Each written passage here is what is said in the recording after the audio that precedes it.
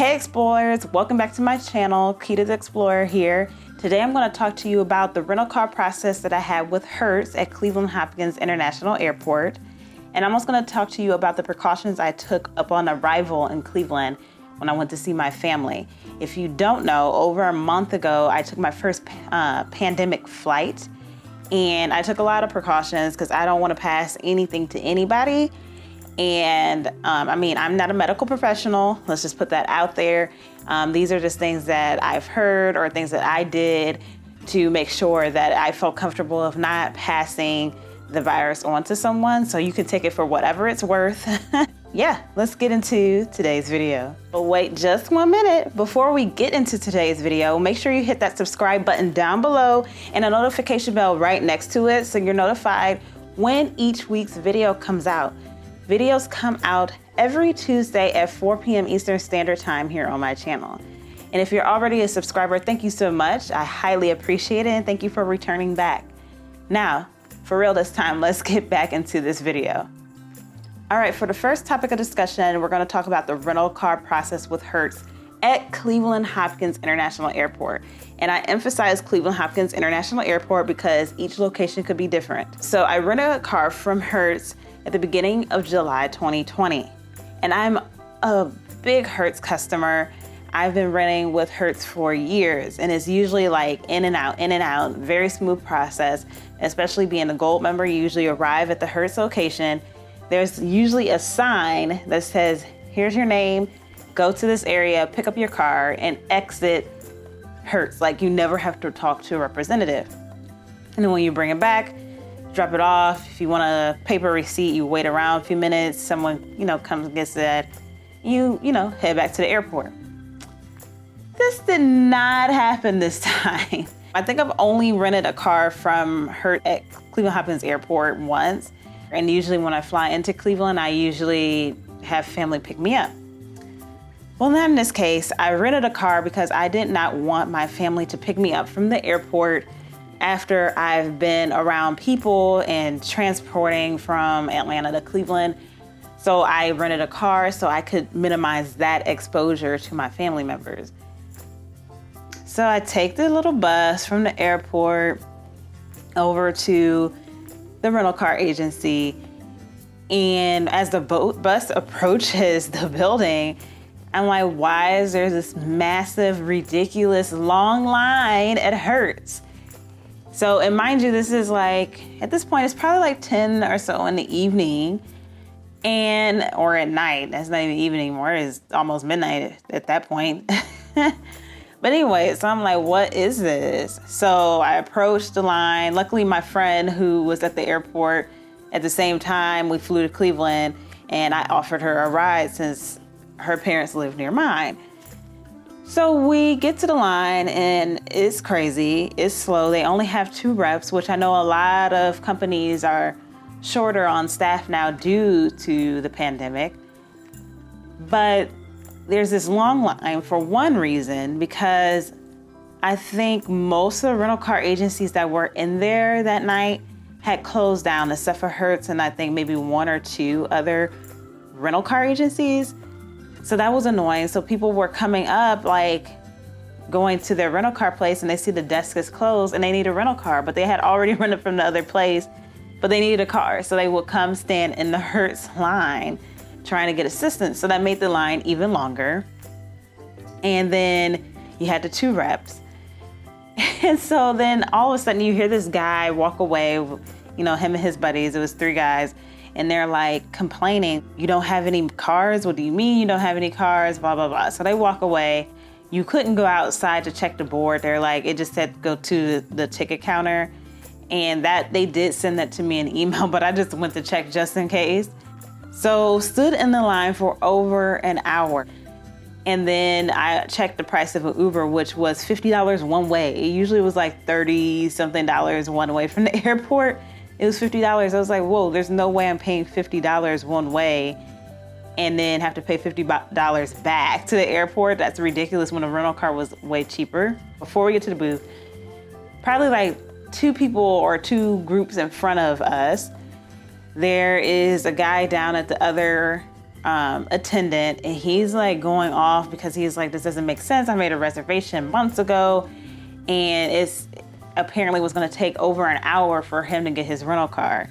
And I'm like, that's ridiculous. I do not want to wait an hour. At this point, it's like 11 o'clock or so at night, you know? And I'm like, I want to go to bed. And I was only going to be in Cleveland for a short time. I want to get sleep. I want to get inside. I don't want to be in these travel clothes anymore. So I was like, this is insane.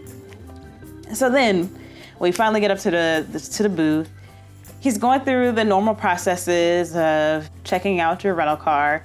And I'm like, well, how long is it going to take? And he was like, well, it's going to take 20 minutes or so to get your rental car because they don't have as many cars in stock and they didn't have as many people working behind the scenes to clean the cars, and they're doing more sanitation for the vehicles. I get it. Like, you're short staffed and you have to do more to keep your cars clean and your customers safe. That's important. But I mean, like, for people who have reservations, like, you knew weeks in advance that I was coming. Like, the car should have been ready. And not to mention, there were other cars available, but maybe just not in the class that I purchased in. I think I had a full-size vehicle. I mean, there was a mid-size. I would have taken it at that point. Like, at least offer the customer, like, hey, we don't have a full-size available, but here's a mid-size, or here's whatever other vehicle that's available out on the lot. So that was kind of frustrating. I did leave a survey for Hertz because that was just so slow. Like, I do not want to stand in line at the rental car agency for over an hour. And then I swear it took longer than 20 minutes for the car to get there. There was not really a good process of picking up the rental car. You just went and stood outside somewhere near the booth or near the building, and then the person who was bringing the cars over was like, oh, what kind of car did you rent? And then he would go get it. And it was not a good situation. I hope not all Hertz are running like this. And I hope the Hertz at Cleveland's airport gets better in their processes over time. The return process was the exact same. I pulled into the rental car return area, dropped the car off, and that was it.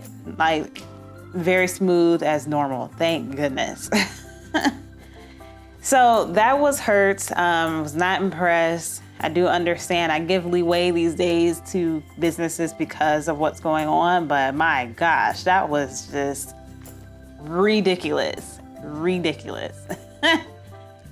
All right, so switching gears now. It's definitely a new normal for traveling during these times and probably going forward into the future, but you definitely have to be safe and make sure you protect yourself and anyone you may come into contact with when you travel.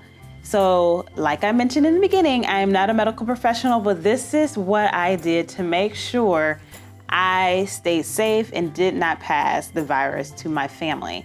1, made sure I wore long sleeves and pants to make sure I kept as much of my body covered as possible. I even had my hair in a scarf because when I arrived at my family's house, I was gonna be too tired. And I was like, I'm not washing my hair tonight. So the only thing that was exposed was like my eye area so I can see, and I don't wear glasses, my hands. Another thing that I did was, obviously I flew Delta, who still has their middle seats open. So that's great. I also made sure I turned on the vent, the air conditioning vent above me to make sure things stayed in circulation around me and not just stale. So if anything was to drop or plop in my seat in my area, that it could keep it moving with the circulation. I also sat by the window seats. I am not a big fan of the window seat because I have like hip issues that will cramp up in those tiny airplane seats. And so I usually like to sit on the aisle, especially on a long flight. That wasn't a long flight, but on a long flight, I like to sit on the aisle so I can get up, walk, stretch, and easily go to the restroom. Well, I decided to opt for the window seats in this flight because 1, it was a shorter flight, but with the window seat, you didn't have to worry about people walking down the aisle and touching you. So it lowers your exposure to other people who may have it. And that is the whole key about this. Lower your chance of exposure to COVID. So that means lower your chance of being around other people. I made sure I had wipes to wipe down everything that I would touch on the plane. I had hand sanitizer, and most importantly, I would wash my hands with soap and water when I had a chance to.